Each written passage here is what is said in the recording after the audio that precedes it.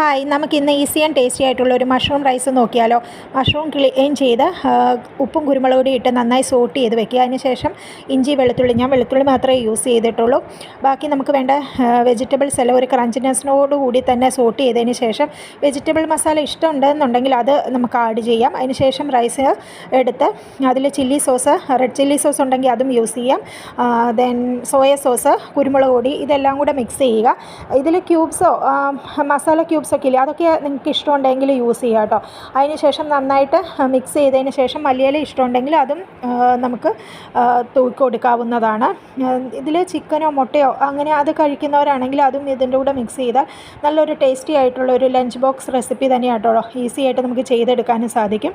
പിന്നെ നമുക്ക് ഇപ്പം ഒരു പ്ലം കേക്ക്സിൻ്റെ സീസൺ ആണല്ലോ, നല്ല വിലയാണ്. അപ്പോൾ അതിൽ റീസണബിളായിട്ട് എനിക്ക് തോന്നിയ കേക്ക് കിട്ടില്ല 500 ഗ്രാമിൻ്റെ റിച്ച് പ്ലം കേക്കാണ്. അതിൽ കൂടുതൽ വിലയുള്ളതും അവിടെയുണ്ട്. പക്ഷേ ഇത് അത്യാവശ്യം മോസ്റ്റ് ആയിട്ടുള്ള നട്ടി ഫ്രൂട്ടി ആയിട്ടുള്ള ഒരു നല്ല പ്ലം കേക്ക് തന്നെയാണ്. നമുക്ക് റീസണബിൾ റേറ്റിൽ 300 രൂപയ്ക്ക് കിട്ടുന്നതുമാണ്.